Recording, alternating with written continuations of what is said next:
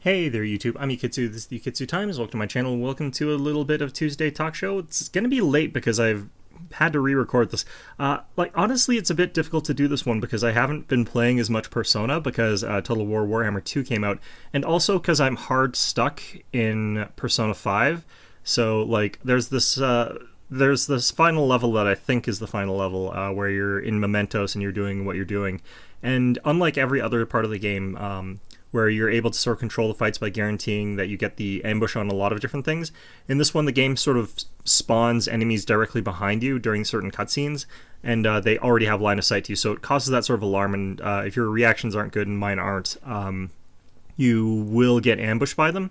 And what happens in a lot of those fights is my entire party gets wiped before I can even fight back. So for those particular just random fights that happen from time to time like that, I just can't get past them very easily. So yeah, it's one of those ones that I'll get through just by sheer grit, I guess. But in any event, that is kind of one of those things that happens in the game from time to time, and in particular here. So hopefully I'll be able to figure out some means to get back past that.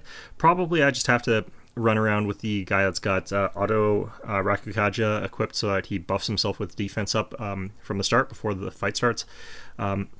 Even then, it's probably going to be fairly rough, but in any event, yeah, so that's where I am. But what I can talk about today is a little bit about the final level insofar as what I've gotten to it so far, because it's kind of interesting and just on a psychological level. So one of the things that I was sort of wondering about was the reaction to the Phantom Thieves after you beat the Okumura level. And let me just say outright here, lots and lots of spoilers ahead because, you know, that's kind of the way things are here. I don't think I spoiled anything too radical. I'm in Mementos and I'm stuck in Mementos. But in any event, there's a sort of scene after you beat Okumura where like everyone's like, oh no, they might be murderers, blah blah blah. That isn't what I feel is a realistic response given how corrupt that individual was. Society, generally speaking, once they're that riled up, tends to continue along once that sort of thing happens once or twice. And while we'll sort of vilify that from a historical context, looking backwards at it, that's not really how people react to those sorts of events in the moment. But the reaction being sort of unnatural there might have just been sort of commentary by the writers is what I thought. But what it actually seems to be is the sort of general underlying tone of the game, as it were. So each of the games has an underlying issue that you sort of conclude the game with. It's never just a singular person causing the issue. What it is sort of this gigantic feedback loop that people sort of have going on. In Persona 3, I don't remember actually if there's anything like that in Persona 1 or 2 because I didn't really play those as much. Do have them for like the PSP, but I never really got through them.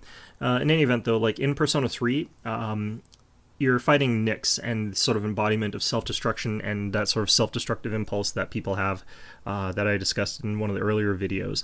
And this isn't actually an entity in and of its own with its own sort of malice or anything like that. It's sort of humanity's own negative desires that has manifested itself in that form. And it sort of feeds back into it, though, because it does become a supernatural, powerful entity that resides within the unconscious. And from there, it continues furthering that. The same thing happens in Persona 4, where in, I can never remember if it's Izanagi or Izanami, Izanami no Akami, comments that it wasn't her decision to sort of shroud Inaba in fog, or the world in fog, and to cause that sort of level of ignorance that people sort of ended up having. The fact that they want to sort of shy away from the truth, but to be able to still look into other people's lives and so on and so forth. She just provided sort of the mechanisms by which that could be done more easily, where people could sort of have this voyeuristic means of acquiring lots of information that's just sort of trash information. It's not really complete or factual information. It's just what they want to see. And the fact that people sort of had this desire to be able to look into this sort of stuff and to see what they want to see, but to be ignorant of the truth and stuff like that, wasn't really something that people wanted to the degree that the game sort of implies, but it sort of is this sort of feedback loop where our innate desire to have that state is then fed upon by something that is fed by that, and it sort of increases.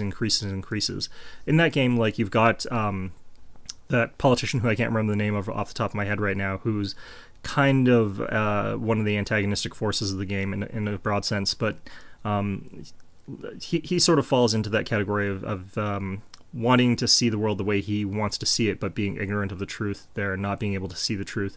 And then you've got Adachi, who is sort of the main human antagonist of it, but obviously, like, he can't be responsible for everything in there. So it ends up being this sort of larger supernatural element that encompasses ultimately all of mankind's desire for what's going on there. Persona 5 is doing the same sort of thing here. It's not so much that the institutions that are in play, the characters that are in play, are the main antagonistic force that's sort of causing a lot of the commotions, a lot of the problems. It's ultimately shown to be society's desire for safety over anything else that is causing a lot of these issues. In fact, I mentioned way earlier that freedom is not something that's like freedom and order are not necessarily entirely on opposite sides of a spectrum. You can't necessarily have freedom without some levels of order. You can't have some freedoms without some laws to protect those freedoms, because otherwise people who are in a position to, because there's nothing stopping them, there's no order or law to stop them, will take away those freedoms just because they want to.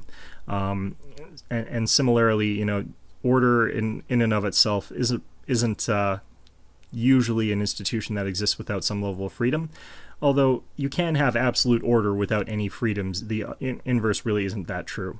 That sort of comes back to what I mentioned, that because when you get there, you find that the people that you apprehend over the course of the game are actually people who had become free from the prison in Mementos. And these individuals, while they were free, were oppressing other people. So when they're pulled back in line, they're no longer oppressing other people, but they themselves are now conforming to the system of oppression that exists within the subconscious. And everyone sort of in there is willing to trade away sort of all of their freedoms for the security. They've literally put themselves in prisons. They don't really want anything other than to have that sense that everything's going to be okay. That's all they care about. Even if it means, you know, bringing in a prime minister that they know is a criminal in every sense of the word.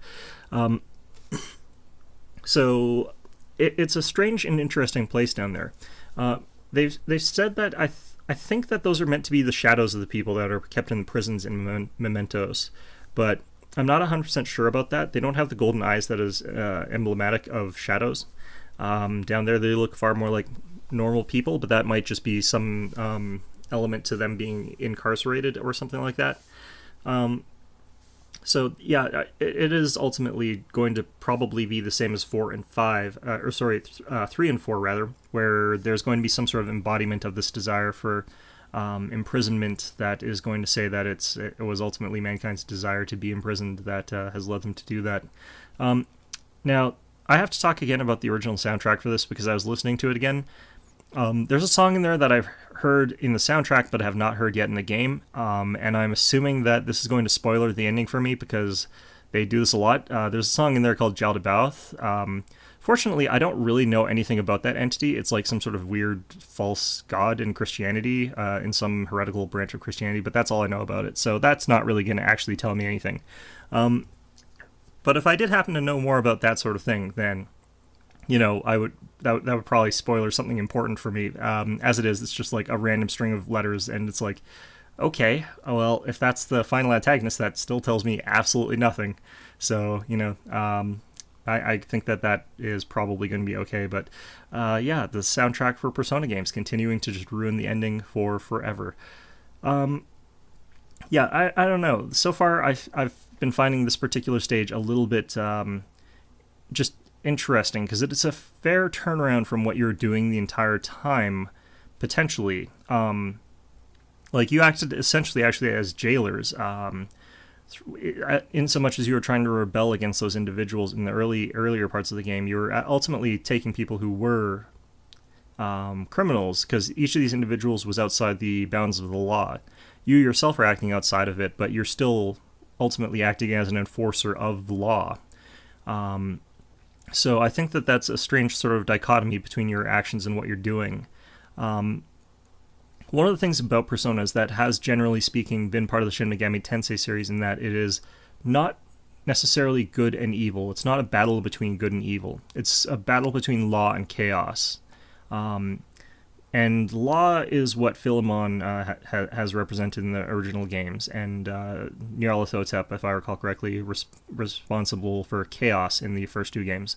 And then, of course, you've got things like the Digital Devil Saga and so on and so forth, and the actual Shin Megami Tensei series. All of those games, usually it's posed as being God, which represents law, and then it's opposed to Lucifer, who's for chaos. And neither side is portrayed as being morally correct. And in fact, I'd argue that the way they frame it is that both of them are morally wrong, in that they take sort of either of their ideologies to the sort of logical extreme of what they could potentially be, when you kind of need a little bit of both. Now, my personal feelings on Law Order has almost always been more leaning towards law personally. I just have the philosophy that all laws have to be designed to maximize personal freedoms, if that makes any sense there. And there are plenty of laws that, like, seem like they're just curbing down on people's freedoms to do whatever they want. But, like, when you sort of look down at, I think, a lot of laws, they're designed to make it so that more people are free to do things that they want to do.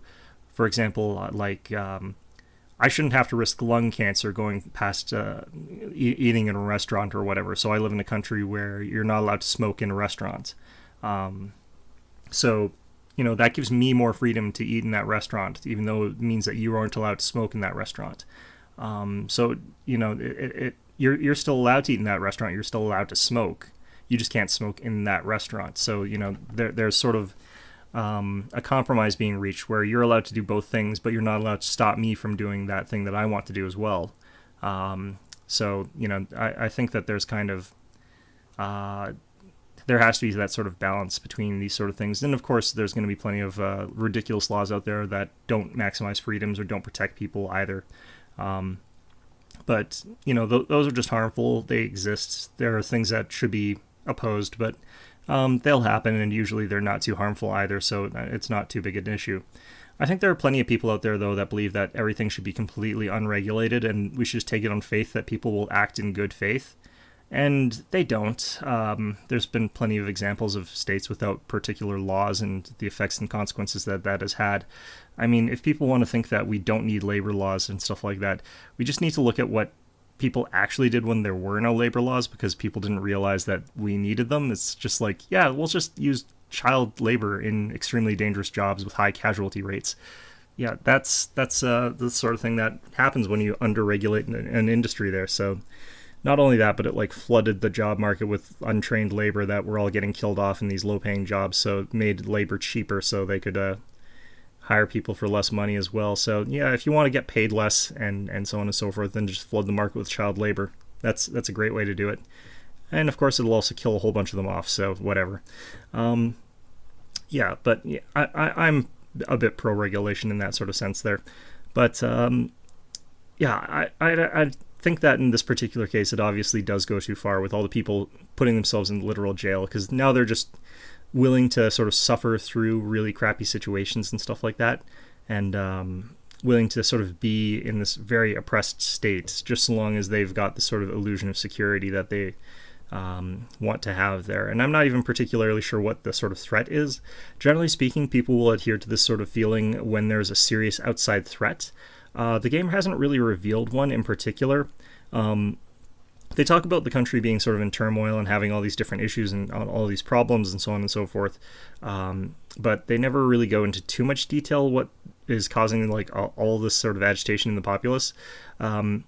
Like a lot of the people feeling unsafe actually is a direct result of Shido, I guess. So it's a little bit weird that they hear that it is his fault and then they still want to support him for that, because that would be one of those obvious ones, even in that sort of state of Inui. But I guess we'll figure out exactly what it is that people actually want once that sort of roadblock gets removed. Because generally speaking, once you defeat the final boss, it sort of goes, people sort of snap out of that sort of state that they're in. It's not that they're being directly controlled by whatever entity it is that's sort of at the end of each of these games. It's more that they're being heavily influenced by them. And I think the same thing is going to be going on here, and they're going to return to a state of normality after that. And some of them are still going to want safety and security, and some of them are going to want more or less freedom, but we'll have to see how that goes. But that is, generally speaking, all I can talk about right now. Again, I'll try and finish the game by next week, or at least this level by next week. I've been playing Total War Warhammer 2, like I mentioned, and it's a good game, but obviously it's not a whole lot that you can talk about there, because it's not really a game that's filled with a lot of story content or narrative content or stuff that you can analyze that heavily. Other than maybe unit statistics and stuff like that, or lore discussions. There's better sources for the lore, though, out there than me, so I'm sure you guys can find those. Mostly just like look through the wikis, just read the articles and what have you, and that would be just as good as anything else. But in any event, that's going to be a short episode for today. Do apologize that I didn't get a bit further into the game than what I did. But yeah, hope you found this one enjoyable, and of course, as always, hope to see you guys all next time.